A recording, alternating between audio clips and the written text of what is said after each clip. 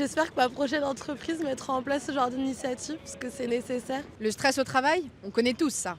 Mais savez-vous à quel point il pèse sur notre santé? Aujourd'hui, nous allons faire découvrir aux Français la réalité et savoir s'ils s'attendaient à de tels résultats. On y va? Bonjour monsieur, est-ce que je peux vous poser des petites questions? Bien sûr.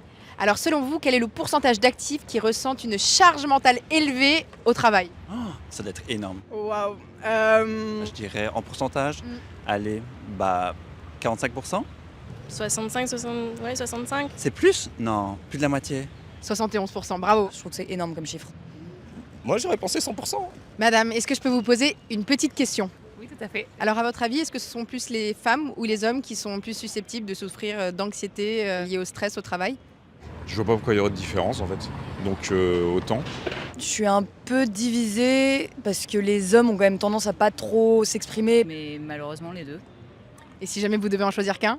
Les femmes. Les femmes également. Eh bien oui, ce sont les femmes qui sont beaucoup plus sujettes à ressentir de l'anxiété, même des dépressions au travail, à cause des tâches quotidiennes, du stress et tout ce qui s'ensuit. C'est à l'image de notre société patriarcale finalement. À votre avis, de combien augmente la productivité en entreprise qui, elles, investissent dans la charge mentale de leurs employés? Je viens de voir dans un livre qu'une mauvaise santé mentale, ça avait un effet de 3 ou 4% sur le PIB de la France. En vrai, déjà, si c'était 10%, ce serait déjà pas mal. Eh bien, elle augmente de 20%. Et c'est selon une étude de l'OMS, on s'est rendu compte justement que les entreprises qui prenaient en considération ça remarquaient aussi nettement moins d'absence, de retard évidemment.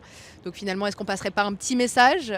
Ouais, je suis ravie et j'espère que ma prochaine entreprise mettra en place ce genre d'initiative parce que c'est nécessaire. Bonjour madame. Je peux m'asseoir à côté de vous? Je vous en prie. Allez. Alors est-ce que vous pouvez maintenant me donner, selon vous, en pourcentage, les départs prématurés au travail à cause des problèmes de santé mentale? Je dirais 55%. Plus de la moitié, oui. Moi, je dirais un peu moins parce que les gens souffrent, mais au pire, ils font des arrêts ou ils se cachent de leur souffrance, donc peut-être 15. Alors si c'est prématuré, je dirais entre 70 et 80%. Ce sont 73% des départs prématurés. 73. Ah ouais, c'est énorme. Et c'est lié au stress, au burn-out et à tous ces aléas du quotidien malheureusement. Ça me semble énorme. Moi j'étais partie sur un petit 30-40%, donc qui déjà en plus me semblait déjà quand même pas mal. Donc 73%, ouais, ça me choque un peu. La santé mentale au travail, c'est une priorité. Et avec MGEN, vous n'êtes pas seul. Depuis plusieurs années, elle est aux côtés des employeurs pour protéger la santé mentale de leurs agents. Si vous voulez en savoir plus sur les engagements de MGEN, rendez-vous sur leur site.